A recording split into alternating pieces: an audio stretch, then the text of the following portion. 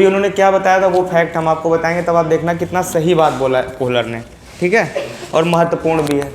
तो शास्त्रीय अनुबंधन के सिद्धांत में ऐसी कौन सी बात बता दी इवान पावलो ने जो बहुत फेमस हो गई और ये इतने बड़े बड़े साइंटिस्ट भी बन गए। इनका नाम था इवान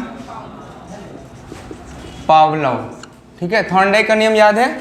संबंधवाद का सिद्धांत, प्रयत्न त्रुटि का सिद्धांत, उद्दीपक अनुक्रिया का सिद्धांत, पुनर्बलन का सिद्धांत, पुनर्बलन अनुक्रिया का सिद्धांत, ठीक। लेकिन कभी कभी उद्दीपक अनुक्रिया का सिद्धांत आता है तो लोग पावलोव मार देते हैं।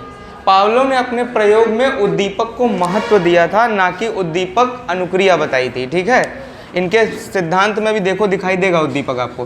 तो इवान पावलोव या पावलोव महोदय ने शास्त्रीय अनुबंधन का सिद्धांत दिया। इसका एक और नाम है, लिख लेना, कंडीशन रिस्पॉन्स थ्योरी, ठीक है। कभी कभी ये CR मॉडल करके पूछी जाती है, कंडीशन रिस्पॉन्स थ्योरी। तो वहाँ पर बहुत लोग लगा देते हैं स्किनर महोदय, ठीक है। ये छोटे छोटे कन्फ्यूजन है जो पेपर में दिक्कत कर देते हैं। नाम से तो सब रटे हो क्रिया प्रसूत का सिद्धांत, लेकिन जब वहाँ CR मॉडल करके, अच्छा हाँ, जहाँ आपने प्रयत्न त्रुटि का सिद्धांत लिखा वहाँ पर SR मॉडल लिख लीजिए। S मतलब कुछ नहीं होता, R मतलब कुछ नहीं होता, लेकिन थोड़ा थोड़ा मतलब जानो तो S का मतलब होता है स्टिमुलस, इंग्लिश में उद्दीपक कह सकते हैं, जिसके लिए हम क्या कर दें, जिसके लिए हम उत्तेजित होकर क्या कर डालें, क्रिया कर डालें। इसी को कहते हैं, इसी को कहते हैं क्या, उद्दीपक अनुक्रिया का सिद्धांत, ठीक है। स्टिमुलस रिएक्शन किसने दी थी? थॉर्नडाइक महोदय ने दी थी। SR मॉडल, जहां आपने नाम लिखे ना, संबंधवाद का सिद्धांत, फलानेवाद का सिद्धांत, वहां पर एक चीज ऐड कर लीजिएगा, SR मॉडल भी कहते हैं, ठीक। और यहाँ पर क्या होता है, कंडीशन रिएक्शन, इसका नाम है कंडीशन, ठीक है, अनुबंध, और इसका नाम है रिएक्शन यानी अनुक्रिया, कंडीशन रिएक्शन, ठीक है। CR मॉडल किसने दिया? इवान पावलोव, ठीक है। या फिर कंडीशन रिस्पांस थ्योरी करके पूछ लेगा, CR theory, stimulus reaction theory, तो क्या बताएंगे, समझ लीजिए, समझ रहे हैं। अजय, कंडीशन रिस्पांस थ्योरी किसने दी थी? इसी के लिए सन 1905 में इनको क्या मिला था, नोबेल पुरस्कार मिला था, नोबेल पुरस्कार से इनको नवाजा गया था, ठीक है। नोबेल पुरस्कार से इनको नवाजा गया था इवान पावलोव महोदय को, ठीक। तो एक नाम आप जान गए, CR मॉडल क्यों कहते हैं अभी आगे समझ में आएगा, ठीक। अब सुनो, अब सबसे इंपॉर्टेंट बात, शास्त्रीय अनुबंधन की एक और भी महत्वपूर्ण बात है। बात सिर्फ इतनी है कि इसका एक और नाम है अनुकूलित अनुक्रिया का सिद्धांत। एक और नाम से जानते हैं, अनुकूलित अनुक्रिया का सिद्धांत। ये भी इवान पावलोव का थ्योरी था। अनुकूलित अनुक्रिया का सिद्धांत किसने दिया? इवान पावलोव ने। क्या दिया था अभी समझ में आएगा, ठीक है। बस ये 3 नाम याद रखिएगा, 3 ही नाम से अब तक पूछा गया, सीटेट में पूछा जाता है। अनुकूलित अनुक्रिया का सिद्धांत किसने दिया? Ivan Pavlov. शास्त्रीय अनुबंधन का सिद्धांत इवान पावलोव, ठीक है। और CR मॉडल किसने दिया था, ठीक। चलिए इनका प्रयोग देख लीजिए। प्रयोग किया था किस पे? कुत्ते पे किया था। यह पूछा नहीं जाता परीक्षाओं में। प्रयोग किस पे था? कुत्ते पे था। और कुत्ते पे जो प्रयोग करके इन्होंने निष्कर्ष फैक्ट्स निकाले वही पूछे जाते हैं परीक्षाओं में, यही इंपॉर्टेंट है। अब लर्निंग से संबंधित इन्होंने कुत्ते पे क्या ऐसी चीज़ें नोटिस कर ली जो इसको बता डाला कि अगर ये लर्निंग में हो तो लर्निंग स्ट्रांग होता है, ठीक। लेकिन एक बात याद रखिएगा, इनका जो लर्निंग का सिद्धांत था वो अस्थायी था। ऊपर लिख लो बड़ा बड़ा, यही पूछा जाता है। अस्थायी अधिगम का सिद्धांत किसने दिया था? तो वहाँ पर यही 4 अधिगम के सिद्धांत लिखे होते हैं। प्रयत्न त्रुटि का सिद्धांत लिखा होता है, क्रिया प्रसूत का सिद्धांत लिखा होता है, अंतर्दृष्टि का सिद्धांत लिखा होता है, और साथ में लिखा होता है शास्त्रीय अनुबंधन का सिद्धांत या CR मॉडल लिखा रहता है, ठीक। अभी आगे चलोगे तो पढ़ाएंगे SOR मॉडल, ठीक है। एक और होता है SOR मॉडल, जिसमें स्टिमुलस और रिएक्शन के बीच में ऑब्जेक्ट होता है। ऑब्जेक्ट मतलब जो एक सोर्स होता है, अभी बताते हैं उसके बारे में भी। तो अस्थायी अधिगम के नाम से कौन जाना जाता है? शास्त्रीय अनुबंधन का सिद्धांत, ठीक। चलिए इसी तरह एक छोटा सा क्वेश्चन बनता है, वो कौन सा अधिगम का थ्योरी है जिसमें पुनर्बलक को पहले न देकर बाद में दिया गया? तो वो एक ही है, अभी आगे उससे मुलाकात होगी। ऐसे ऐसे क्वेश्चन वो लोग बनाते हैं सिंपल से। क्योंकि इनके पास बेचारों के पास पूछने के लिए कुछ भी नहीं है। और सब्जेक्टों में तो पूछने के लिए बहुत कुछ होता है। एक बार नदी पूछ लेते हैं, एक बार जलप्रपात पूछ लेते हैं, एक बार झील पूछ लेते हैं, एक बार अमरमन कुंड पूछ लेते हैं, एक बार दर्रा पूछ लेते हैं, एक बार खाड़ी पूछ लेते हैं, सब नदी से संबंधित। इनके पास क्या है, या तो एक तो सिद्धांत है, या तो एक वैज्ञानिक है, या तो उसके नाम है, या तो उसके फैक्ट्स हैं, या तो उसका प्रयोग है। और किस पे किया ये भी पूछने लायक नहीं बचा है पेपरों में, ठीक है। तो इसलिए बहुत कम चीज़ें होती हैं और सब फैक्ट खाली समझो बस। तो फैक्ट इन्होंने क्या निकाला, इन्होंने भी लर्निंग के बारे में बहुत कुछ बताया कुत्ते को देख के। हुआ क्या था प्रयोग, पहले देखो, ये थे एक जूलॉजिस्ट और ये बैठे हुए थे अपनी कुर्सी पर, डेली की तरह सुबह न्यूज़पेपर पढ़ रहे थे। तभी इन्होंने कुत्ते को देखा और वो इनका पालतू कुत्ता था, वो डेली सुबह बैठा रहता। इनका नौकर क्या करता था, उनके लिए भोजन लेके आता था। किसके लिए, कुत्ते के लिए भोजन लेके आता था। जब भी वो भोजन लेके आता था कुत्ते के मुंह से लार पहले गिरने लगती थी। अब चूंकि ये वैज्ञानिक थे, वैज्ञानिक जानते हो क्या होते हैं, सूक्ष्म अवलोकन करते हैं, निरीक्षणात्मक अधिगम करते हैं 24 घंटे। ये जहाँ भी बैठते हैं कुछ ना कुछ क्या किया करते हैं, नोटिस किया करते थे। तो नोटिस कर रहे तब तक देखा इन्होंने कि पेपर के बगल में ही लार चुआ रहा था इनका कुत्ता। तब इनको समझ में आया कि जब तक डाइजेस्टिव सिस्टम वर्क नहीं करता, जब तक मुँह में भोजन ना जाए, यानी लार तब तक ग्रंथियों से स्रावित नहीं होती, ये एंजाइम्स तब तक बाहर नहीं आते जब तक मुंह के अंदर कार्बोहाइड्रेट न पहुँचे। तो इन्होंने कहा यार फिर इसके मुंह से लार कैसे आ रही है, ठीक है। लार समझते हो, लार नहीं समझते हो, अच्छा बताओ बड़े बुजुर्ग पहले क्यों कहते थे खूब खाना चबा के खाना चाहिए, बताओ क्यों कहते थे कि खूब खाना, अभी अभी भी तो कहते हैं ना खाना कैसे खाना चाहिए, चबा चबा खाना, क्यों कहते थे बताओ,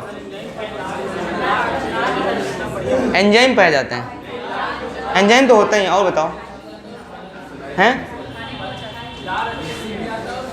लार अच्छे से मिल जाता है। और गजब का उत्तर बताओ, ये मज़ा नहीं दे रहा, और बताओ, उत्तर तो बहुत हैं जो सबसे अलग और डिफरेंट हो। सुनो एक हैं,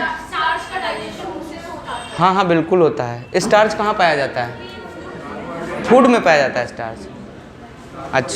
अच्छा, किसके संचित भोजन को स्टार्च कहते हैं, किसके संचित भोजन को स्टार्च कहते हैं, प्लांट के कि एनिमल के, प्लांट के, समझ गए। चलिए अच्छा, तो सुन लो कुछ नहीं होता। बूढ़े बुजुर्ग बड़े लोग इसलिए कहते थे खाना चबा के खाना चाहिए क्योंकि मुंह से एक एंजाइम निकलता है जिसका नाम होता है लाइसोजाइम। कौन सा एंजाइम, लाइसोजाइम। और लाइसोजाइम एंजाइम को जानते हो क्यों होता है, ये ब्रेक आ रहा है अभी 2 मिनट के लिए, समझ रहे हो ना, ये जो चल रहा है क्या है, ये ब्रेक है, थोड़ा आपका माइंड जो है फ्रेश हो जाए। लाइसोजाइम एंजाइम का काम क्या होता है, आप में से कौन बताएगा, बताओ। लाइसोजाइम एंजाइम क्या होता है, एक एंटीबायोटिक का काम करता है, ठीक। और भगवान ने लाइसोजाइम एंजाइम को आपके माउथ में सलाइवरी ग्लैंड्स में इसलिए फिट करके रखा हुआ है कि जब भोजन आए तो भोजन में कोई बैक्टीरिया, वायरस, कोई भी प्रकार का कोई भी अवैध पदार्थ अगर हो तो क्या होता है कि लाइसोजाइम एंजाइम जो होता है उसको क्या करता है, मार देता है। इसीलिए बड़े बुजुर्ग कहते थे खाना चबा, जितनी देर चबाओगे उतना अच्छे से लाइसोजाइम एंजाइम जो होगा आपके भोजन को क्या कर देगा, सुरक्षित कर देगा। समझ गए बात को, नहीं समझ में आई, समझ गए। तो लाइसोजाइम एंजाइम कहाँ निकलता है, पूछा जाता है, प्रश्न आता है, हम इसी से परेशान। बताओ लाइसोजाइम एंजाइम कहाँ निकलता है, कहाँ निकलता है, मुख में निकलता है, ठीक। कार्बोहाइड्रेट का पाचन कहाँ होता है, कार्बोहाइड्रेट का पाचन कहाँ होता है, मुख में होता है। प्रोटीन का पाचन कहाँ होता है, आमाशय में होता है। वसा का पाचन कहाँ होता है, यकृत में होता है, ठीक है। कुछ पढ़ो भैया, उस दिन चीख कर पढ़ा रहे थे, यही सब आएगा पेपर में और कुछ नहीं आता हुआ था। चलो अच्छा आ जाओ, कुत्ते पे आ जाओ। तो हाँ, बात हो रही थी पाचन तंत्र की, तो निकला क्या, लार। जब लार निकली तो ये समझ गए कि कुछ ना कुछ तो गड़बड़ है। बहुत सोचने के बाद इन्होंने एक निष्कर्ष निकाला कि ये डेली जब खट्ट से होता है, हमारा नौकर इसके लिए भोजन लेके आता है, दरवाज़ा खुलता है, तभी जो है लार इसके मुंह से गिरती है। ऐसा प्रयोग है, ठीक है। तो इन्होंने क्या किया, खुद इसको अप्लाई किया। एक दिन क्या किए, गए और वो जो मेले में चुटपुटियाँ नहीं मिलती है खट वाली, वो खरीद लाए। और ख़रीदने के बाद ये क्या किए कि इस चीज़ को खाली जस्टिफाई करना चाहते थे कि क्या वाकई में ऐसा हो रहा है जैसा हम सोच रहे हैं कि नौकर की वजह से ही ऐसी घटनाएं हो रही। तो जैसे ही इन्होंने सोचा, सोचने के बाद क्या हुआ, देखो स्टोरी सुन लोगे तो फिर इनके फैक्ट समझ में आएंगे, ठीक। नहीं तो फिर ना तो स्टोरी आएगी सही से और ना फैक्ट समझ में आएंगे। तो इन्होंने जैसे ही सोचा कि यार ऐसा क्यों होता है, तब इन्होंने क्या किया, गए भोजन लेके किसके पास, कुत्ते के पास। लेकिन इन्होंने भोजन पहले कुत्ते को पहले नहीं दिया, पहले घंटी बजाई। क्या करी, घंटी बजाई और फिर भोजन दिया, घंटी बजाई भोजन दिया, घंटी बजाई भोजन दिया, ठीक। स्वाभाविक सी बात है कि भोजन के लिए लार आती है, ये तो हर कोई जानता है, बाहर रिक्शे वाले भैया भी जानते हैं कि जब मुंह में भोजन जाता है तो लार आ जाती है। लेकिन ये जानना चाहते थे कि बगैर भोजन के लार कैसे आती है, तो इन्होंने वही खट खट शुरू किया और भोजन दिया, खट किया, भोजन दिया, खट किया, भोजन दिया, लार आना प्रारंभ हो गई। फिर एक स्थिति इन्होंने देखी कि यार इसकी वजह से भी लार आ रही है, बस यहीं पर इन्होंने कंडीशन रिएक्शन रिस्पॉन्स थ्योरी दे दी कि कंडीशन पे रिस्पॉन्स होता है किसी व्यक्ति के द्वारा, और ऐसा अधिगम ही जो होता है वो अस्थायी होता है, होता तो तुरंत है, तत्काल होता है, आप कुछ भी तत्काल सीख सकते हैं कंडीशन से, लेकिन कंडीशन ज़्यादा दिन तक चलती नहीं है, कंडीशन रुक जाती है कुछ दिन के बाद, जरूरी नहीं है कि जो कंडीशन आप लगाएं वही चले। तो यही लर्निंग का इनका फैक्ट है। इसी पर 3 फैक्ट दिए, fact number 1, fact number 2, fact number 3। Fact number 1 सिर्फ इतना लिखो, लिखो उद्दीपक, उद्दीपक, नीचे लिखना वास्तविक उद्दीपक। उद्दीपक कैसा? वास्तविक। अनुक्रिया वास्तविक। फैक्ट नंबर 2, उद्दीपक, उद्दीपक अवास्तविक प्लस उद्दीपक वास्तविक। ठीक है, यहाँ लिख लेना घंटी, यहाँ लिख लेना भोजन, ऊपर लिख लेना भोजन। ठीक है, और स्टेप 3 था इनका अवास्तविक उद्दीपक। उद्दीपक कैसा था? अवास्तविक। तीसरे में है उद्दीपक कैसा है? वास्तविक कि अवास्तविक? अवास्तविक। और अनुक्रिया, और क्या है? अनुक्रिया। ठीक है, ये 3 स्टेप हैं, तीनों याद रखिएगा। ठीक, सबसे पहले उद्दीपक दिया, अनुक्रिया हुई, फिर उद्दीपक दिया, फिर ये दिया, फिर सुनो प्रयोग सुनो। इन्होंने क्या किया? इन्होंने कहा कि लर्निंग 3 स्टेप में होता है। पहला होता है हर एक दुनिया में जितना भी प्राणी है वो एक वास्तविक उद्दीपक के लिए वास्तविक अनुक्रिया करे। जरूरी नहीं है कि खाना देख के ही ला रहा है, बहुत सारी चीज़ें होती हैं, ठीक है, जिसके लिए हम लर्निंग करते हैं। एक अभी सिद्धांत पढ़ोगे आगे चल के, प्रत्याशा का सिद्धांत। कौन सा सिद्धांत? प्रत्याशा का सिद्धांत। किसने दिया था? टॉलमैन ने, जिसे चिन्ह सिद्धांत कहते हैं। कौन सा सिद्धांत? लर्निंग का चिन्ह सिद्धांत। अभी आगे पढ़ेंगे हम लोग लर्निंग का चिन्ह सिद्धांत या प्रत्याशा। उस सिद्धांत में कहते हैं कि हम कोई अनुक्रिया किसी विशेष उद्दीपक के लिए सीख के बैठते हैं, और जब तक वो उद्दीपक नहीं दिखाई देता तब तक हम उस अनुक्रिया को जीवन में नहीं दोहराते। ठीक है, लेकिन अगर बाई चांस कहीं भी वो उद्दीपक हमें दिख गया तो हम लर्निंग दौड़ दौड़ के दिखाते हैं। फिर समझ रहे हैं बात को? मतलब समझिए, जैसे बहुत लोगों को खेल का शौक है, किसी को खाना बनाने का शौक, किसी को गाने का शौक है, सबके अपने अपने शौक है कि नहीं शौक है? सबका अपना उद्दीपक है। और किसी को डांस करने का शौक है, अभी गलती से गाना बजने लगे तो वो बैठे बैठे नाचने लगेंगे। मैं फिर बता रहा हूँ आपको, ये इसी को बोलते हैं प्रत्याशा का। यही है लर्निंग सिद्धांत। इसमें यह होता है कि हम किसी विशेष पुनर्बलक के लिए एक विशेष अनुक्रिया करना प्रारंभ कर देते हैं, और करते कैसे हैं वो हमारे अंदर चला करती है। जैसे गाना वहाँ बज रहा है तो अंदर ही अंदर आप मन में क्या कर रहे हैं? वो अनुक्रिया कर रहे हैं। लेकिन अगर ऑन द स्पॉट वो चीज़ दिख जाए तो फिर आप वो अनुक्रिया कर ही डालोगे। तो यही है प्रत्याशा का सिद्धांत, और ये दिया था टॉलमैन ने। इसका नाम है चिन्ह सिद्धांत। अभी आगे हम लर्निंग का एक और पढ़ेंगे, अधिगम का संज्ञानात्मक विकास का सिद्धांत, जेम्स ब्रूनर। ठीक है, ब्रूनर ने भी बताया था आइकॉनिक, सिंबॉलिक और इनएक्टिव स्टेज। इनसे क्वेश्चन जरूर आते हैं परीक्षा में, ठीक है, और आ रहे हैं आज की डेट में।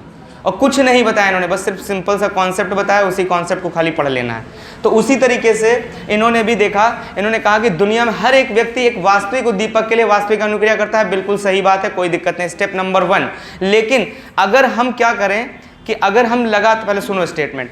इन्होंने कहा कि दुनिया में हर एक व्यक्ति एक वास्तविक उद्दीपक के लिए वास्तविक अनुक्रिया करता है, वास्तविक उद्दीपक के लिए वास्तविक अनुक्रिया करता है। लेकिन अगर हम वास्तविक उद्दीपक के साथ एक अवास्तविक उद्दीपक निरंतरता के साथ देते रहें तो भी व्यक्ति क्या करेगा? वास्तविक अनुक्रिया करेगा। और कुछ समय के बाद क्या होगा कि वास्तविक उद्दीपक के सारे गुण अवास्तविक उद्दीपक के अंदर चले जाएंगे, और अवास्तविक उद्दीपक देकर भी हम किसी व्यक्ति से वास्तविक अनुक्रिया करा सकते हैं। ऐसा इन्होंने बताया था। मतलब इन्होंने कहा कि जरूरी नहीं है कि नेचुरल उद्दीपक ही सामने हो।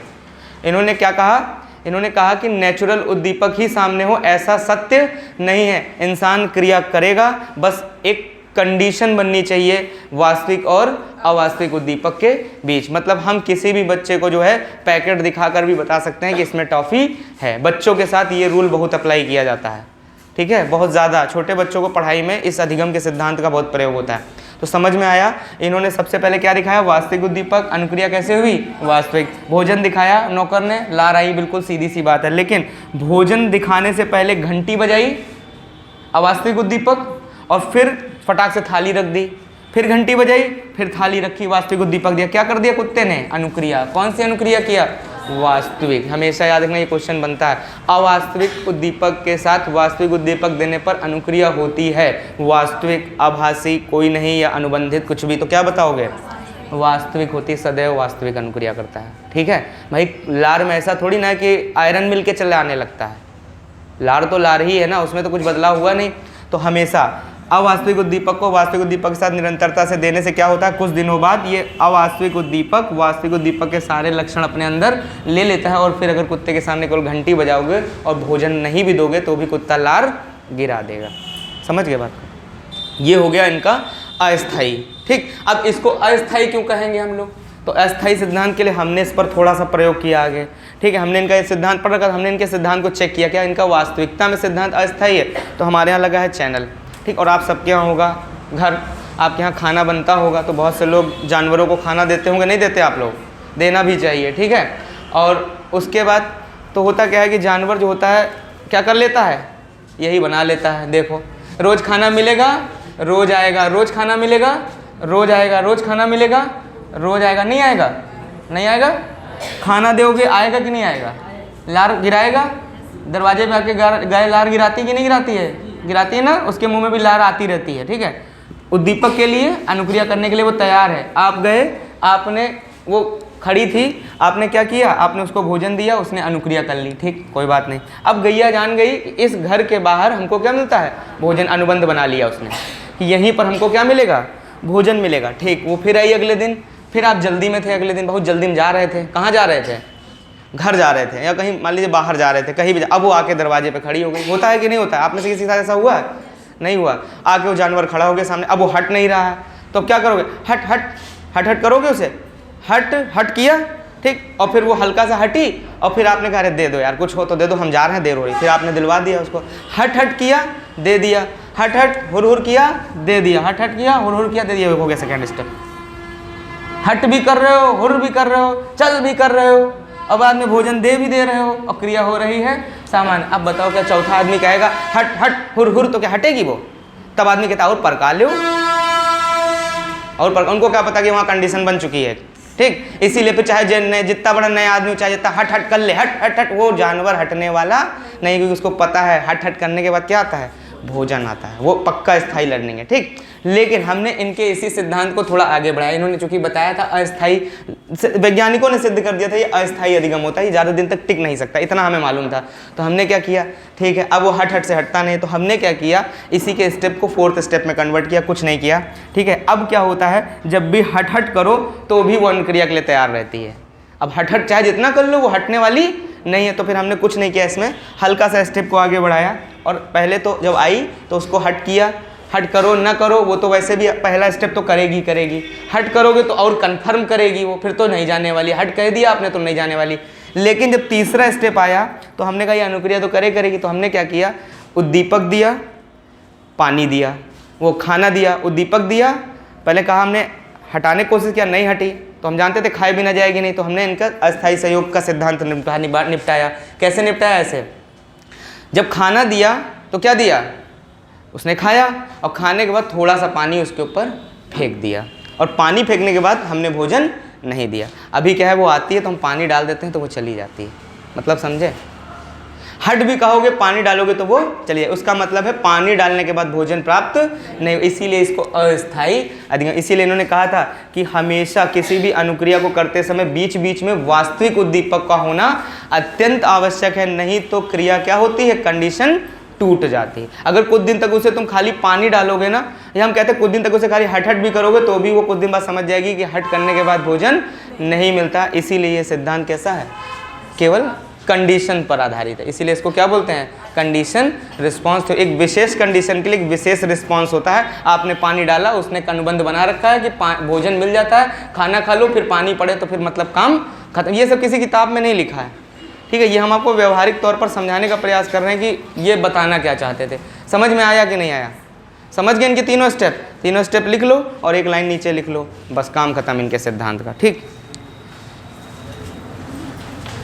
अगर आ जाए तो बता दीजिएगा। और पेपर में सिर्फ आपसे इतना पूछेगा कि कंडीशन या अनुकूलित अनुक्रिया का सिद्धांत किसने दिया? इवान पावलो ने। और प्रयोग किस पे किया था? कुत्ते पे किया था। ठीक है, बस इतना ही पूछता है और कुछ आएगा नहीं, पेपर में आ सकता है इसलिए हमने बता दिया। ठीक, जल्दी से अगला सिद्धांत लिख लो, नैमित्तिक अनुबंधन का सिद्धांत। नैमित्तिक अनुबंधन का सिद्धांत ये लिख लिया। इसमें कोई बड़ी चीज़ तो है नहीं, समझने लायक ऐसा कुछ भी, कोई ऐसा जिसे समझ में ना आया हो। इवान पावलो का थ्योरी आया समझ में?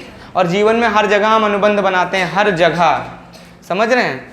हर जगह कुछ भी खट्ट से गिरता है तुरंत दौड़ते हैं, हाय क्या हुआ, और चाहे भले ही कुछ ना गिरा हो।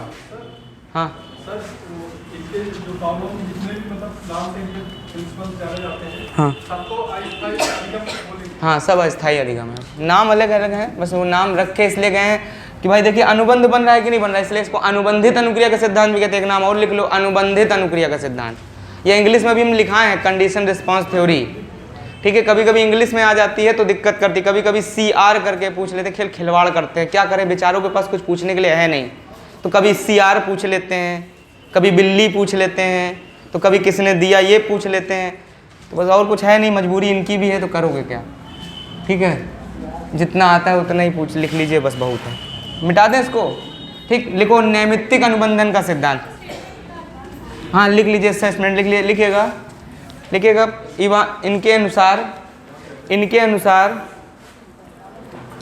इनके अनुसार किसी भी अनुक्रिया में, इनके मतलब पावलो के अनुसार किसी भी अनुक्रिया में,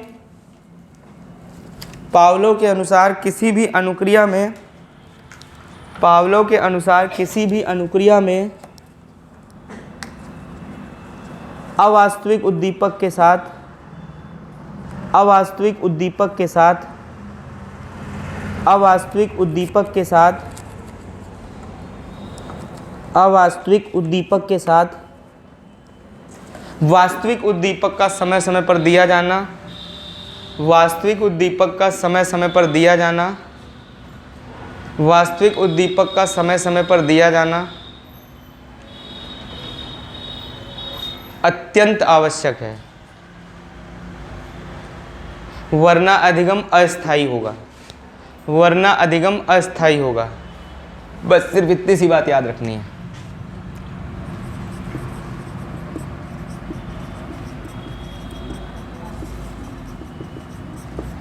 ठीक है, तो अब से जब भी खाना दिया करिएगा, जब खाना खा ले तो हल्का सा पानी जरूर 2-4 बार डाल दीजिए। उसके बाद जीव जो है, जब आपका जिस दिन देने का मन नहीं होगा, लोग चाहे जितना शर्त लगा लो किसी से, ठीक है, आओ जितना हुर हुर कर लो, नहीं जाएगी, हम 1 मिनट में भगा देंगे। हल्का सा पानी लो, एक बूंद डाल दो, वो अपने आप चली जाएगी। ये है पावलो कंडीशन रिएक्शन, समझ गए? व्यवहारिक तौर पर देखना भी हो तो कभी करके देख लीजिएगा, जानवर नहीं हटने वाला। और हल्का से 1 बूंद पानी ऐसे डाल दोगे, वो बिना कुछ कहे तुरंत लौट जाएगी, खाएगी भी नहीं, ऐसे ही चली जाएगी। कभी बिना खाना दिए डाल के देख लेना आप, उसका अनुबंध बन चुका है कि अगर पानी पड़ा, क्योंकि इनका दीपक क्या था, अस्थायी था, तो हमने एक उद्दीपक और दे दिया क्रिया के बाद में, वो भटक गया उससे, समझ गए? चलिए, अच्छा, क्रिया प्रसूत का सिद्धांत, इसी को नैमित्तिक अनुबंधन का सिद्धांत भी कहते हैं। नैमित्तिक अनुबंधन का सिद्धांत, ये इंपॉर्टेंट है, ये 2021 के लिए पूरा तैयार बैठा है, बिल्कुल बिंदी टुकली लिपस्टिक लगा के, ठीक है, बिल्कुल आने वाला है, समझ लो परीक्षा में, बिल्कुल ये फंक्शन के लिए तैयार है पूरा। UPTT की शादी में आएगा ये, 2028 तारीख वाली शादी में पक्का आ रहा है, निकल गया मुंह से तो 110% आ रहा है। क्रिया प्रसूत का सिद्धांत, या इसको नैमित्तिक अनुबंधन का सिद्धांत भी कहते हैं, ठीक है। सुनो, जो आने वाला है वो समझो, पेपर में सीधे देखो, ये थे, इनका नाम था स्किनर, क्या नाम था? स्किनर। स्किनर बहुत महान वैज्ञानिक थे, और स्किनर ने जो जो थ्योरी में बताया वो एकदम बिल्कुल सत्य है। क्या बताया सुनो, स्किनर श्री कृष्ण जी से प्रभावित थे, इन्होंने कहा कर्म करो, फल की चिंता मत करो। बिल्कुल सही बात है, कर्म करते रहो, फल अपने आप आपकी झोली में गिर जाएगा। ये ऐसा इन्होंने इसलिए कहा क्योंकि अगर आप सबके प्रयोग देखो तो किसी ने पहले घंटी बजाई भोजन दिया, घंटी बजाई भोजन दिया, किसी ने भूखी बिल्ली को ले जाके बैठा दिया और भोजन दिखाया, ठीक है, दुनिया की क्रियाएं सबने की, लेकिन किसी भी व्यक्ति ने कभी ऐसा नहीं किया कि उनको कुछ करने का अवसर दिया हो और फिर भोजन दिया हो, यानी पुनर्बलक इकलौता ऐसा वैज्ञानिक है जिसने अपने प्रयोग में पुनर्बलक को पहले न देकर बाद में प्रस्तुत किया। यही क्वेश्चन पूछा जाता है इससे हर बार, ठीक है। तो वो कौन सी थ्योरी थी जिसमें पुनर्बलक को पहले नहीं दिया गया? लिख लो। पुनर्बलक समझते हो? पुनर्बलक वो वस्तु होती है जिसके लिए हम क्रिया करने के लिए क्या हो जाएं? मजबूर हो जाएं, ठीक है, या हम किसी क्रिया को करने के लिए तैयार हो जाएं, ऐसी चीज़ को क्या बोलते हैं हम लोग? पुनर्बलक। तो यही वो सिद्धांत है जिसमें पुनर्बलक पहले न देकर बाद में दिया गया। ये क्वेश्चन आएगा 2021 में, पूछा जाएगा वो कौन सा अधिगम का सिद्धांत है जिसमें पुनर्बलक पहले नहीं दिया गया था प्रयोग में, हमेशा बाद में दिया गया। वो यही एक इकलौता सिद्धांत है, क्रिया प्रसूति या नैमित्तिक अनुबंधन का सिद्धांत किसने दिया था? स्किनर महोदय ने दिया था। और सुनो दूसरी बात, ये प्रयोग किया गया था चूहे पे। इतना तो पता ही होगा, चूहे को ले गए और एक पिंजड़े में बंद करे। चूहे की नेचुरल कंडीशन क्या होती है? उछल कूद करता रहता है। क्या करता रहता है? उछल कूद। व्यवहारिक जीवन में वो उछल कूद ही करता है। तो वो उछल कूद कर रहा था और करते करते वो भूखा नहीं था, चूहा भूखा नहीं था, चूहे का पेट भरा हुआ था, लेकिन चूहा क्या कर रहा था? उछल कूद कर रहा था। उछल कूद करते करते क्या हुआ? उसका एक पैर खटके पे पड़ा और खटके का दरवाजा खुला, और दरवाजा क्या खुला? उसमें उन्होंने रस्सी बांध रखी थी, रस्सी खिसकी और वहीं पर अंदर एक थाली रखी हुई थी और उसी की थाली में ऊपर से आकर रोटी गिर गई या भोजन गिरा। ठीक, चूहा समझ नहीं पाया ये भोजन आया कहाँ से। ठीक, वो ऊपर भी नहीं देख पा सकता था क्योंकि उसकी गर्दन ऊपर मुड़ती नहीं है, समझ गए? उनकी जो मांसपेशी होती है ऊपर वाली नहीं दी होती, जैसे गैया है ऊपर नहीं देख। कभी भी गैया या सांड को कंट्रोल करना हो तो हमेशा उनकी खोपड़ी को ऊपर उठाने का प्रयास करिएगा। कभी भी फंस जाइएगा, अटैक कर दे आपके ऊपर सांड पे, तो बस कुछ मत करिएगा, बस कुछ मत करिए, भागने का तो प्रयास बिल्कुल मत करिएगा, नहीं तो उठा पटक देगा तुरंत आपको। जैसे ही आपकी ओर बढ़े उसका मुंह पकड़ के ऊपर की ओर कर दीजिएगा, भाई साहब तुरंत वो पीछे भाग जाएगा, तुरंत। वो पीछे नहीं देख पाते, समझ रहे हैं? उनका ये हिस्सा जब ऊपर उठता है तो उन्हें कुछ समझ में नहीं आता उनके साथ क्या हो रहा है। उनको लगता है कि उनको उठा कोई पटके दे रहा है, तो उस समय वो बैक गियर लगा देते हैं अपना, और उस समय आपके पास बचने का प्रबल सामना होता है। और अगर आपने सामना करने का प्रयास किया तब तो फिर कितनी बार पटकेगा। हमने तो एक बार पटकते देखा है ना एक लोगों को, सांड को, यहीं पर इसी जगह नाले, ऐसा पटका कि नाले में फेंक दिया उठा के सीधे, और इतनी, हाँ बच गए थे वो, क्योंकि पानी में गिरे थे ना, लोग वहाँ पे थे, उठा लिए थे उनको। अरे कहीं रोड पर पटक दिया होता तो पक्का अंजर पंजर टूट जाते होंगे। अरे बड़ी स्टाइल में उठाता है वो, ऐसे आएगा और ऐसे फंसाएगा और तुम ऐसे घूम जाओगे, और घूमने के बाद ऐसे पटक देगा जोर से, बहुत खतरनाक। ठीक, इसलिए सांड वाण से थोड़ा बच के रहिएगा, लाल वाल कपड़ा पहन के उसके सामने मत जाइएगा। वर्णांध्र होता है भाई, उसको दिक्कत होती है। अभी जेनेटिक और वातावरण पढ़ेंगे तब बताएंगे, एक रोग होता है वर्णांधता का जिसमें कलर ब्लाइंडनेस जिसको बोलते हैं, बताएंगे। तो चूहे जो होते हैं, चूहे प्रयोग किया, तब देखा इन्होंने कि चूहे ने उछल कूद किया, खटका दबा भोजन गिरा, खटका दबा भोजन गिरा, खटका दबा भोजन गिरा। जैसे ही खटका दबा भोजन गिरा, बस हट रहा हूँ, आज बहुत देर हो गई थी हमें, मतलब देर क्या मतलब आज पूरी देर हो गई थी, बहुत देर का मतलब नहीं होता है। चूहे का खटका गिरा और भोजन गिरा, ठीक है। अब सुनो, जब भोजन गिरा तो पावलो ने निष्कर्ष निकाला कि हर क्रिया क्या होती है, अपने आप में विशिष्ट होती है। ठीक, बस यहीं पर इन्होंने एक सिद्धांत निकाला, लिख लीजिएगा, फैक्ट लिखिएगा, लिखिएगा। अच्छा सुनो, कभी भी उद्दीपक अनुक्रिया का सिद्धांत आएगा तो पावलो मत लगाना। अगर पेपर में आ जाए वो कौन सा अधिगम का सिद्धांत है जिसमें उद्दीपक को महत्व दिया गया, तो कौन सा लगाओगे? तब क्रिया प्रसूत का सिद्धांत लगाओगे, ठीक है। और उद्दीपक अनुक्रिया का सिद्धांत पूछेगा तब क्या लगाओगे? थॉर्न डाइक लगाओ। इतनी बात समझ में आ गई, ठीक है। चलिए लिखिएगा, उद्दीपक अनुक्रिया का सिद्धांत जब बोलेगा तो पावलो का सिद्धांत होगा, क्योंकि इन्होंने उद्दीपक पर,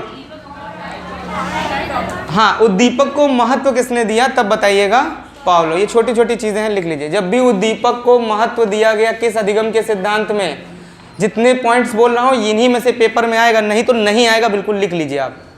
तो इसलिए इसको विशेष तौर पर याद भी कर लीजिएगा, ठीक है। और ऐसा हम इसलिए बोलते हैं कि यही आएगा क्योंकि आप जो है उसको लर्निंग कर सकें।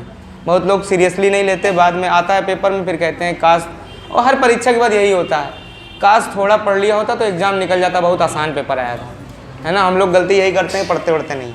चलिए तो लिख लीजिएगा, इसमें नीचे लिखिएगा, नोट डाल के लिखिएगा, स्किनर के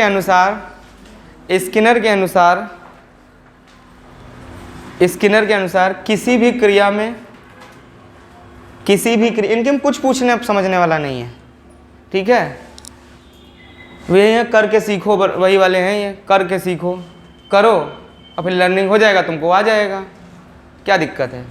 ऐसा बहुत कुछ हुआ है भाई, साइकिल चलाओ सीखो, एक बार गिरोगे दोबारा फिर नहीं गिरोगे, सीख लोगे, तो वही है। हम लोग कोई भी चीज़ जो अपने से सीखते हैं किसके सिद्धांत पे सीखते हैं? गिरेंगे, चला लेंगे, लड़ जाएंगे, ये तो बाद में पता चलता है ना, पहले तो हम उसको स्टार्ट करते हैं, नहीं करते हैं? नहीं समझे बात को? अरे भाई प्रेस करना स्टार्ट करते हो, कभी जलता है कभी नहीं जलता है। तो जो भी काम हम पहली बार करते हैं वो स्किनर के सिद्धांत पर करते हैं। तो क्या हमने लिखवाया? स्किनर के अनुसार किसी भी क्रिया या किसी भी अनुक्रिया के फलस्वरूप किसी भी क्रिया या अनुक्रिया के फलस्वरूप किसी भी क्रिया या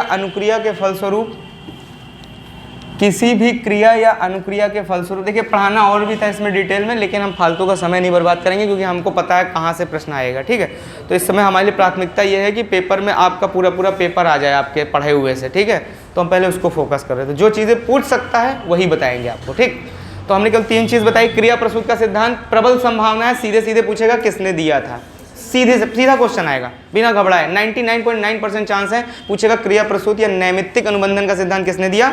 स्किनर महोदय ने। ठीक है, और क्या दिया था अपने सिद्धांत में सबको पता है, किस पे किया था? चूहे पे किया था। और बताने का जो सिद्धांत, मोरल ऑफ स्टोरी है वो लिख लो। स्किनर के अनुसार किसी भी अनुक्रिया के फलस्वरूप जो अधिगम प्राप्त होता है, किसी भी अनुक्रिया, कोई भी अनुक्रिया दुनिया में कर रहे हो, जरूरी नहीं है कि वो पुनर्बलक के लिए ही हो।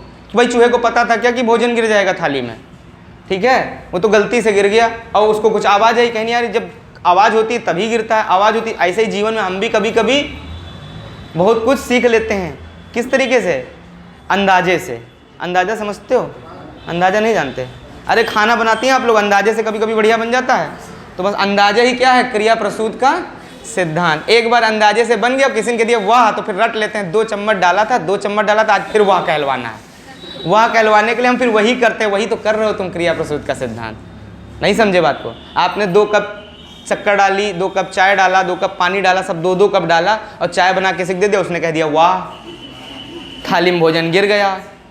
अब थाली में भोजन गिर गया, फिर अगले दिन थाली में भोजन गिरा, फिर वही करो, 2 कप डालो, 2 कप डालो, तो फिर उसने कहा वाह, फिर थाली में भोजन गिर गया। दुनिया में जितना काम कर रहे हो ना, जिसके पीछे तुमको क्या मिलने वाला है तुमको नहीं पता ना, ये भी क्रिया प्रसूत का सिद्धांत। और आज जो तैयारी कर रहे हो ये भी क्रिया प्रसूत का सिद्धांत है। क्या मिलने वाला है ये समय बताएगा, समझ गए? इसीलिए जीवन में हमेशा इन्हीं के नियम को फॉलो करना, समझ गए? और जब कभी जीवन में खुद से सीखना हो तब अंतर्दृष्टि का सिद्धांत पालन करना। ठीक है, इतनी बात समझ में आ गई? इसमें कोई समस्या किसी को? तो चलिए लिख लीजिएगा, क्या लिखा आपने? किसी भी अनुक्रिया या किसी भी क्रिया के फलस्वरूप जो परिणाम या जो प्रतिफल प्राप्त होता है, जो भी प्रतिफल प्राप्त होता है वह स्थायी होता है। जो भी प्रतिफल प्राप्त होता है वो स्थायी होता है, वास्तविकता है। इसको किसी भी क्षेत्र में, अरे कभी भी मैथ ना आ रही हो ना भैया, एक बार अपने से प्रयास करके देखना, एक बार केवल। और एक बार अगर तुमने अपने प्रयास से क्वेश्चन लगा लिया तो बता रहा हूँ जिंदगी भर तुमसे कोई उस क्वेश्चन में जीत नहीं पाएगा, सबसे पहले तुम ही लगाओगे। समझ गए बात को? तो लर्निंग की यही स्टोरी है कि जो हम स्वयं सीखते हैं और जो प्रतिफल हमें उनमें प्राप्त हो। अरे भाई अभी कुछ दिन पहले हमने एक अधिगम की परिभाषा लिखाई थी। कौन सी परिभाषा लिखाई थी? सिम्पसन और ब्लेयर जोन्स की परिभाषा लिखवाई थी। हमने क्या कहा था? किसी भी व्यक्ति के व्यवहार में जो परिवर्तन दिखाई देते हैं वो उसके अनुभव के क्या होते हैं? प्रतिफल होते हैं। उसके अनुभव के प्रतिफल होते हैं जो उसे किसी नवीन परिस्थिति में या उस परिस्थिति को हल करने में सहायता प्रदान करते हैं। और यही क्या है? लर्निंग। कुछ गलत कहा क्या? जो भी आप जीवन में सीखे हो वो कहाँ से सीखे हो? वो अनुभव से ही तो सीखे हो, और अनुभव ही तो क्या है? क्रिया प्रसूत का। इसलिए इसका नाम है क्रिया प्रसूत। क्रिया के बाद प्रस्तुत होगा क्या? उद्दीपक। समझ गए बात को? याद हो गया? भूलेंगे तो नहीं जीवन में। ठीक, चलिए हेडिंग डालिएगा। ये परिभाषा पूरी हो गई कि जो भी प्रतिफल प्राप्त होते हैं वो क्या होते हैं? स्थायी होते हैं। बस मोरल ऑफ स्टोरी समझ गए आप। चलिए, हर एक पिक्चर 3 घंटे की होती है लेकिन उसका एक निष्कर्ष होता है, तो निष्कर्ष ही पूछा जाता है परीक्षा में। ठीक है, तो स्थायी अधिगम किसका होता है? स्किनर महोदय का। ठीक है, चलिए लिख लीजिएगा। अगला लिखिएगा अंतर्दृष्टि का सिद्धांत। ये भी इंपॉर्टेंट है। अंतर्दृष्टि का सिद्धांत। अंतर्दृष्टि का सिद्धांत।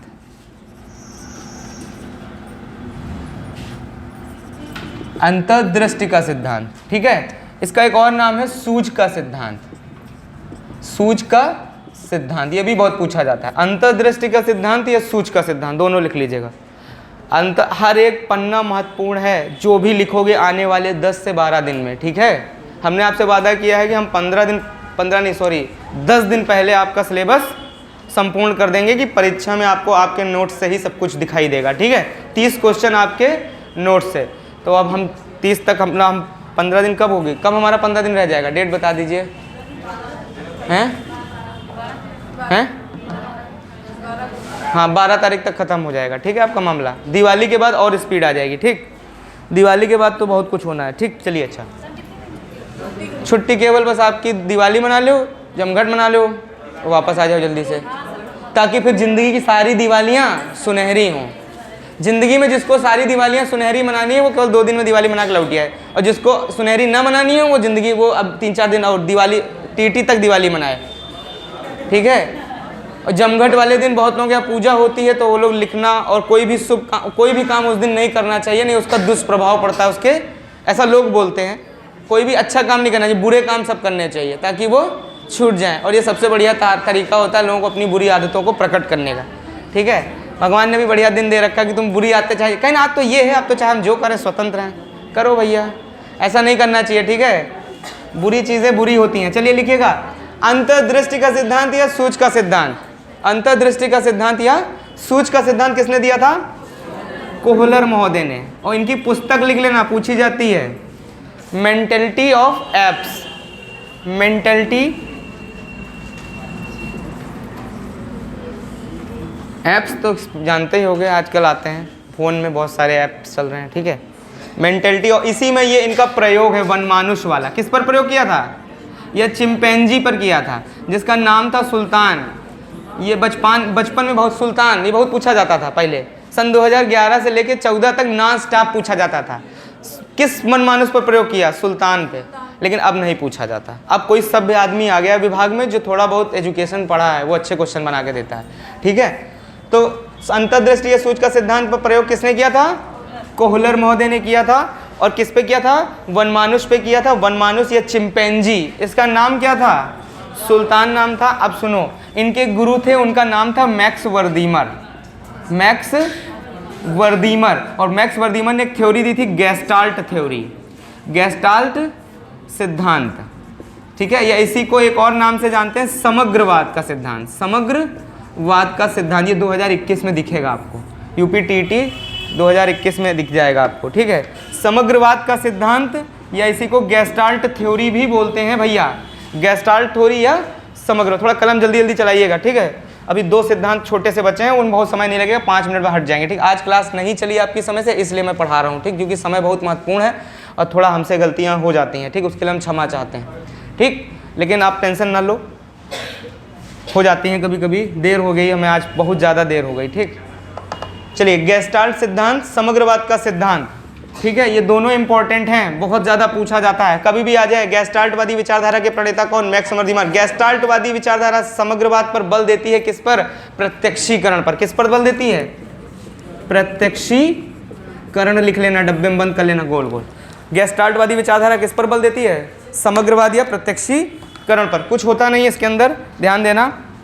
मैक्स वर्दीमन ने बोला कि चाहे जितने व्यवहारवादी रहे हों, पावलो रहे हों, थॉर्नडाइक रहे हों, स्किनर रहे हों, इन्होंने क्या जीव जंतुओं को इन्वायरमेंट दिया वास्तविक, क्या उनको वास्तविक इन्वायरमेंट दिया, क्या उनकी जो क्रियाएं थी वो वास्तविक थी। जब वास्तविक इन्वायरमेंट नहीं था, जब वास्तविक भूख नहीं थी, तो वास्तविक प्रयोग कैसे हो गया। बस इसी पर इन्होंने विरोध किया, कहा हम इनको नहीं मानते, हम अपना प्रयोग दिखाते हैं कि हम कैसे इन्वायरमेंट देते। तो इन्होंने क्या किया, एक वनमानुष को लिया, उसको खूब भोजन कराया, उसको एक कमरे में बंद कर दिया, और कमरे में एक केला टांग दिया और एक डंडा रख दिया। अब उसको जब भूख लगी चिंपैंजी को, तो उसने उसको पाने का प्रयास किया, लेकिन वो पा नहीं पा रहा था, क्योंकि जितनी दूरी गैप बनाई गई थी उतनी गैप का एक डंडा रखा गया था। बहुत खोजबीन के बाद उसने वनमानुष ने वो डंडा प्राप्त किया और वो केले को गिरा लिया। कोहलर को यकीन नहीं हुआ, बोला गलती से हो गया। बोला ये प्रयोग कौन कर रहा है, ये नहीं कर रहे हैं, कौन कर रहा है, कोहलर कर रहा है। उसको यकीन नहीं हुआ, उसने क्या किया, केले की लंबाई और बढ़ाई, और जितनी लंबाई बढ़ी उतना बड़ा एक डब्बा रख दिया। अब उसने वनमानुष ने क्या किया, बहुत प्रयास के बाद डंडा उठाया, और डंडे के बाद भी नहीं पा रहा था, तो उसको समझ में नहीं आया, उसने वो पिंजड़ा उठाया, पिंजड़ा रखा, पिंजड़े पर चढ़ के केले को प्राप्त करे, फिर भी इसको यकीन नहीं हुआ। इसने फिर क्या किया, केले की लंबाई और बड़े। ये जितने वैज्ञानिक होते हैं इसी तरीके के होते हैं, पता नहीं जिंदगी भर प्रयोगे करते रहते लगता है। उसके बाद बहुत तीसरा चौथा डब्बा नहीं रखा, फिलहाल उसने और ऊंचाई बढ़ाई, डंडा भी रखा, एक पिंजड़ा और रखा, और एक पिंजड़ा उस कोने में रखाया जाके। उस वनमानुष ने क्या किया, पहले डंडा उठाया, फिर पहला वाला पिंजड़ा उठाया, फिर नया वाला पिंजड़ा भी उठाया और उठा के रख कर केले को प्राप्त कर लिया। जैसे ही केले को प्राप्त किया वैसे ही कोहलर को यकीन हो गया कि जो भी किसी विषम परिस्थिति में जो समस्या आती है, उस समस्या के समाधान के लिए जो व्यक्ति विवेक लगाकर उस समस्या को समाधानित कर देता है, उस करने के बीच में जो उसको लर्निंग प्राप्त होता है, वही क्या होता है, अधिगम का स्थायी सिद्धांत होता है। समझ गए, अंतर्दृष्टि, इसीलिए इसका नाम है अंतर्दृष्टि, अंदर से आ रही सूझ। किसी भी विषम परिस्थिति में जो आप अपनी सूझ से, अपनी अकल से, अपने विवेक से जब जो लगा के उस समस्या को हल कर ले जाते हो, उस समय जो लर्निंग प्राप्त होता है वो लर्निंग जीवन पर्यंत चलता है, मरते दम तक चलता है। ठीक है, इसीलिए इसको क्या बोलते हैं, सूझ या अंतर्दृष्टि का सिद्धांत। ठीक है, लिख लिया आपने, और जितनी चीजें हैं लिख लिया आपने। इसमें इनके गुरु कौन थे, मैक्स वर्दी में। तो अक्सर आ जाता है गेस्टाल्टवादी विचारधारा पर से संबंधित सिद्धांत है, वहां पर होगा प्रयत्न एवं त्रुटि का सिद्धांत, क्रिया प्रसूत का सिद्धांत, अनुकूलित अनुक्रिया का सिद्धांत, और होगा वहां पर अंतर्दृष्टि का सिद्धांत। तो क्या बताओगे, गेस्टाल्टवादी विचारधारा से कौन संबंधित है, ये इनके शिष्य थे, बात ये किए थे, प्रयोग कोहलर कर डाले। समझ गए। और कोहलर के भी एक शिष्य हुए जिनका नाम था क्या, जिनका नाम था कर्ट लेविन। और ये याद रखना, कर्ट लेविन को इनका एक सिद्धांत है क्षेत्र सिद्धांत, बहुत पूछा जाता है, तो इसको तो खाली सीधे सीधे रट लो, क्षेत्र सिद्धांत, कर्ट लेविन का क्षेत्र सिद्धांत। और कर्ट लेविन किसके शिष्य थे, कोहलर के शिष्य थे। किसके थे, कोहलर के शिष्य। ठीक है, चलिए हेडिंग डालिएगा, हेडिंग डालिएगा, अगली हेडिंग डालिएगा, इसको कल पढ़ेंगे हम लोग, अधिगम के संज्ञानात्मक विकास का सिद्धांत। अधिगम के संज्ञानात्मक विकास का सिद्धांत बाई जेम्स ब्रूनर। अधिगम के संज्ञानात्मक विकास का सिद्धांत, अधिगम के संज्ञानात्मक विकास का सिद्धांत, अधिगम के संज्ञानात्मक विकास का सिद्धांत। ठीक है, अधिगम में कैसे संज्ञान का विकास होता है बच्चों में, इसके लिए एक वैज्ञानिक था, उनका नाम था ब्रूनर। क्या नाम था, ब्रूनर। ब्रूनर महोदय ने एक थ्योरी दी थी, और इस थ्योरी में 3 स्टेप बताए थे, तीनों स्टेप लिख लो जल्दी से। पहला है आइकॉनिक स्टेज, ठीक है, ये या इनएक्टिव स्टेज लिख लीजिए, या संक्रियात्मक अवस्था।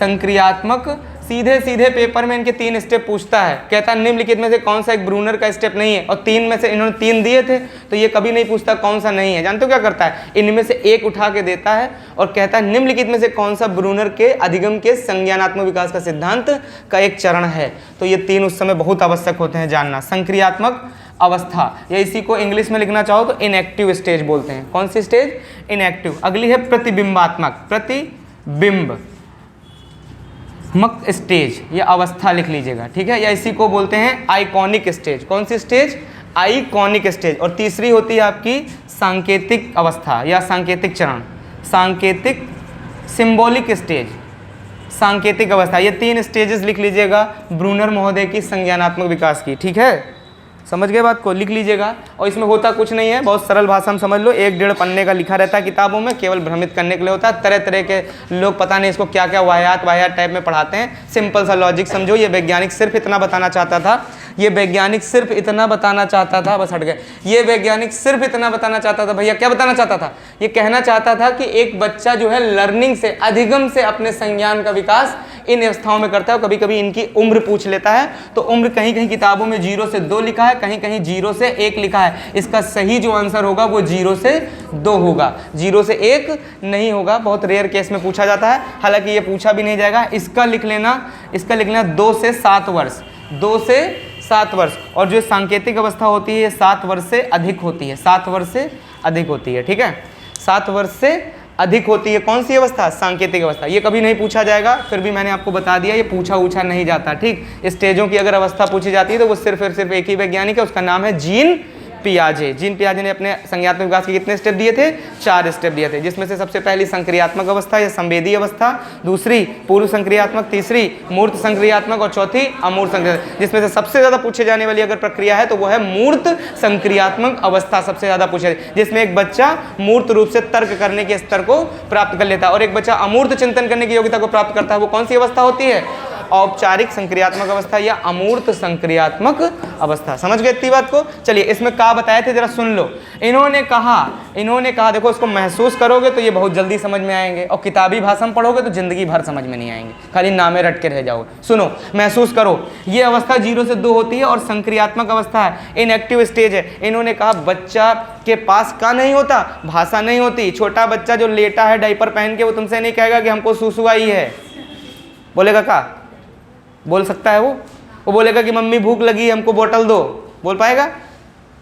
उसका खेलने का मन होगा, बोल पाएगा? वो अपने में ही करता रहता है जो कुछ करना होता है। जब भूख लगती है तो वो पे पे पे पे करने लगता है, समझ जाती है मम्मी की भूखा है। तो जितनी भी चीज़ें करेगा वो संक्रियाओं से करके व्यक्त करेगा, ऐसा जीन पियाजे ने भी बताया था अपनी। लेकिन जीन पियाजे ने इसको बताया था पूर्व संक्रियात्मक अवस्था में, और उम्र वहाँ पर क्या थी? 2 से 7 वर्ष थी।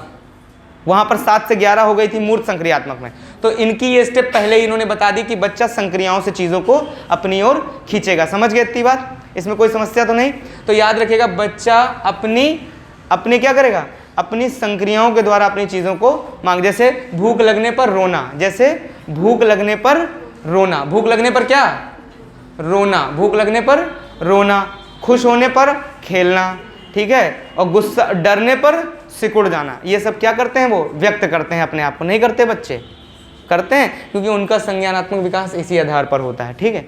इसी आधार पर वो अपनी प्रतिक्रियाओं को क्या करते हैं, इसीलिए इसका नाम ही रखा कि संक्रियात्मक अवस्था, यानी जो भी उनके पास संज्ञान है वो उसको अधिगम के द्वारा इसी अवस्था में व्यक्त कर देते हैं। क्लियर इतनी बात? उसके बाद दूसरी अवस्था होती है 2 से 7 वर्ष की अवस्था। और याद करो, बचपन में हमने आपको बताया था 2 से 7 वर्ष की अवस्था में क्या होता है। 2 से 7 वर्ष की अवस्था जो होती है, अक्सर एक क्वेश्चन पूछा जाता है कि ब्रूनर के आधार पर संज्ञानात्मक विकास की वो कौन सी अवस्था है जिसमें भाषा का विकास सबसे उत्तम होता है। ठीक है, भाषा का विकास सबसे उत्तम होता है, वो अवस्था होती है प्रतिबिंबात्मक अवस्था। अभी बताते हैं क्यों होती है। देखिए, बच्चे जो होते हैं सिंबल बनाने लगते हैं, ठीक। अच्छा, एक चीज़ और सुनो, अगर आप ध्यान दो तो जो 2 से 7 वर्ष के बच्चे होते हैं, ठीक है, अगर उनके सामने कह दो बहुत शैतानी कर रहा हूँ, खाली तक तो चलो तुम्हारा इंजेक्शन लगवा दें, तो क्या करते हैं? वो डर जाते हैं। अब दूर से इंजेक्शन दिखा दो, वो सरेंडर